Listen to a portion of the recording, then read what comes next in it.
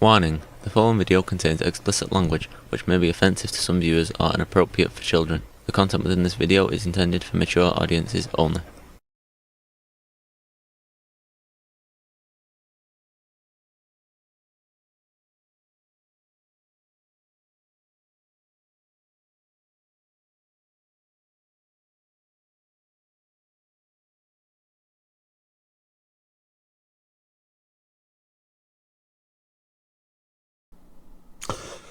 Hello and welcome to this video. We are continuing in the world of Dr. Hunter S. Thompson, Kingdom of Fear. We were at the analogy on the killing he's talking about. The lady who was accused of killing the cop while being handcuffed in the back of a squad car.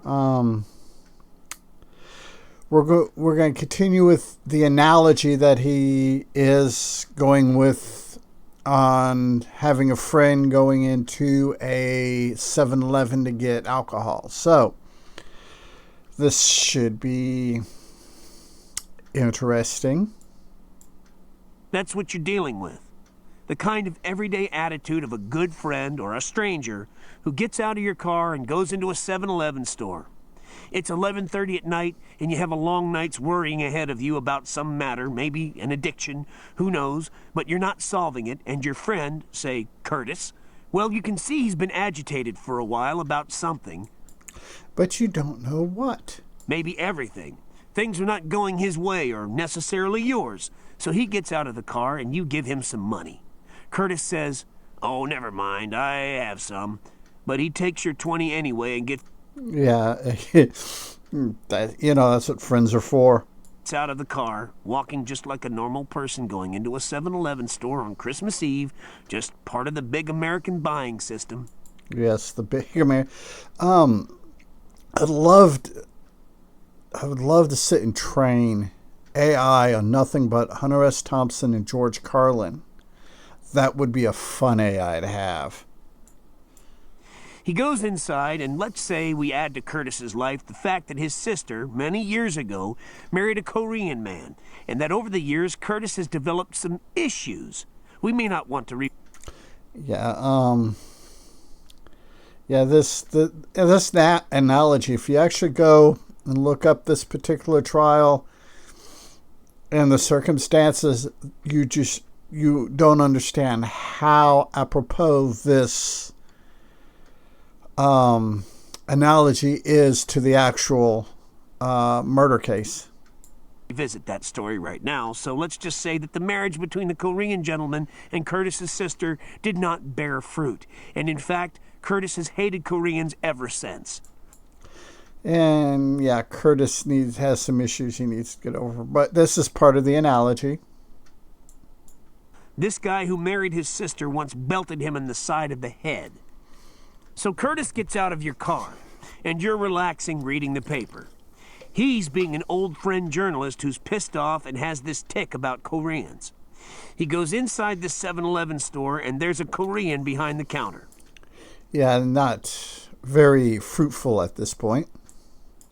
All Curtis wants is some beer, and he's already pissed off that it's only 3.2 beer anyway. So it makes you wonder where they're at. They're definitely not in Texas. It's not real beer, and now he's looking for the one thing he wants.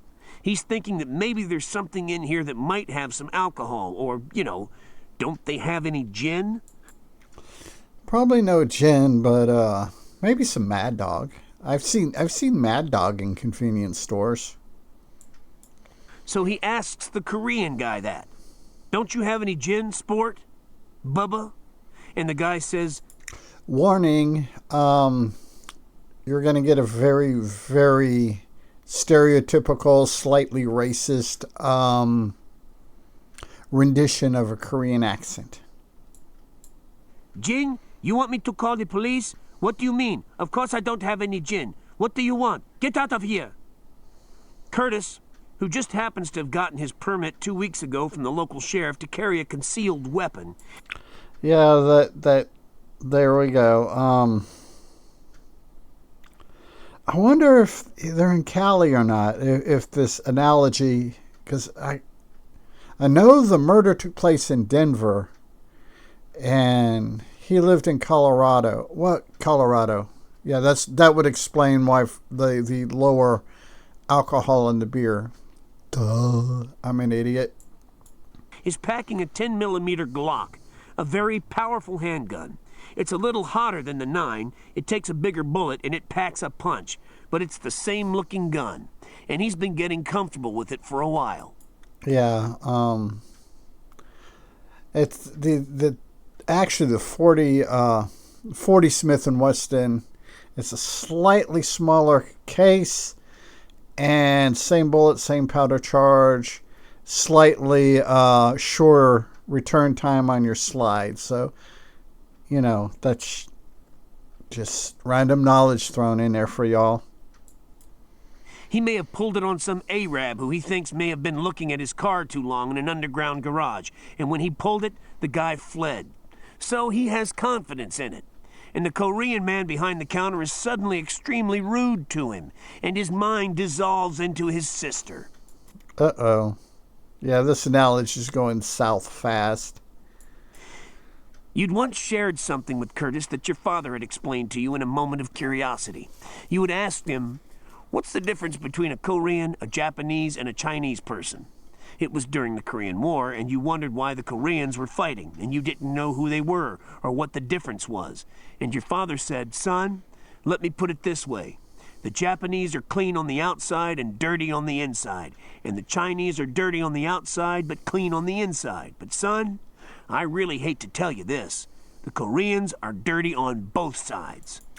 And yeah, this is kind of building in, like I said, the murder case that this is an analogy for. You do until you go and you study the case, look it up, which I have, and this is so apropos to that case. It's insane. It's how Thompson put this together. You've spoken to Curtis about this. It puts him into kind of a flare. So you can identify with what happens when Curtis goes in there and gets fucked with by a foul-mouthed, apparently speeded up, wiggy Korean. And then the guy refuses his credit card. He says it's not magnetic. This doesn't say shit. This doesn't ring my bell. So he can't get the beer. You know how Curtis is. With that red-headed temper spiral he gets into, where suddenly he goes from first floor to 7th floor, when you're still going to floor 2 and you forget, talking to him, that he's already spiraled up to 7. Yeah, it's whew. Yeah, this is getting dicey quick. So Curtis forgets about the money you gave him. He figures, fuck this. He doesn't really even think. The guy has pushed him in areas he's unfamiliar with. And with his temper, he gets properly angry. Let's say the guy threatens him. "What are you going to do about it, fat man?" I had a cop do that to me once in Mobile. "Go back and sit down, old man." That was when I was 40 years old. And here's Curtis. His mind is on this frog-eyed Korean who hit his sister. Uh-oh. Yep. Beat her repeatedly, destroyed her beautiful life that Curtis was once morbidly in love and involved with. And he has every flair that's possible sitting right there in that hot box on a Saturday afternoon in the sun. And bang! He goes. As we all do from time to time, we lose it. Yes, we do. And that's one thing that we have to admit to ourselves, that we are capable of violence of this nature, that we live in kind of a balance. You find somebody who's forgiving, good, kind-hearted, sharing. You got to understand that person, to those extremes that of these qualities you like, is very capable to turning 180 degrees and marching to the same distance the other way. So somebody that's quiet, somebody's nice, somebody's caring, don't fuck with them. And it's his muscle memory operating now. He's done this enough. He's slapped leather and he jerks the Glock out of his belt and points it at the guy. And then he senses some menace from the back of the store. Somebody else. An extremely large guy, the guy's brother, his cousin, comes out of the back and the guy says, "Come here and help me get this bastard, this fat bastard." Curtis is suddenly aware of what appears to be 2 or 3 more attackers, maybe one, maybe a friend in the aisles, some movements behind him. He feels threatened by more than this one foul-mouthed bastard, and due to his self-defense instincts, he sees himself surrounded. So Curtis shoots the guy in front of him in order to teach the attackers a lesson, and sure enough, they swing away. Then the guy makes a lunge at him, so Curtis pops him 2 more times. Not quite the best judgment. Since the beer is on the counter in front of him, he was trying to pay for it with a credit card. Let's say Curtis leaves his card and takes the beer. Yeah, which happens a lot more than, in this analogy, but it happens in real life a lot. That's the kind of thing that could happen, even in our professional journalism ranks. You hear the shots, but you don't really hear them. You're listening to the radio. So, it makes you wonder how much of this is an analogy or how much of this is Hunter S. Thompson sitting in a car with a life experience that parallels the murder case. There are just certain details in here that are just kind of exact. You weren't watching in there, necessarily. Let's say a cop car pulled into the far side of the parking lot where the light didn't reach, and you're aware of that. You think, a cop. Where's Curtis? And you look up just in time to see him kind of scurrying back, not galloping or fleeing, but in a hurry back to the car with a 6-pack in his hand. He hurriedly jumps in and he tells you, "Get out of here, man." And you say, "What happened? What's wrong?" He says, "Never mind, just get out of here. Get out of here." You mention the cops at the other end of the 7-Eleven parking lot, and that really freaks him out. The next time you have a thought, you're 3 or 4 blocks away, and Curtis is trembling, and then you start to tremble too, because you have a right to, because the next thing he's going to tell you is, "I think I shot that guy. I shot that guy. God damn that bastard. They attacked me in there. I had to shoot."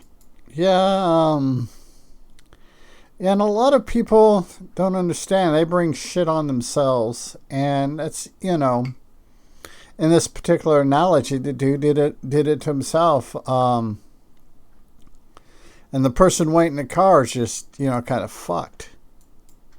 And you're starting to think, whoops, uh-oh, say what? Oh my God. Because you are then almost certain to go to prison for murder 1. In the state of Colorado, the state of California, and most others, attenuation involves the felony murder law. You are an accessory. You're held liable for the crime of your friend. You're a conspirator. And conspirators under that law go to death. Yep. And in Texas, we just love killing motherfuckers. Or to jail forever. Murder 1. So does that describe more or less our situation? Yeah, pretty much. To be continued. We'll go ahead and wrap this video up here. We're kind of getting long in it. Yeah, we should return next video more into the case, which is actually without trying to keep spoilers to a minimum. There's no real telling where we're gonna wind up in our next segment of this. So, as always, remember, be a good human. Be good to other humans. Peace. Hey, it's 10 p.m. Do you know where your children are?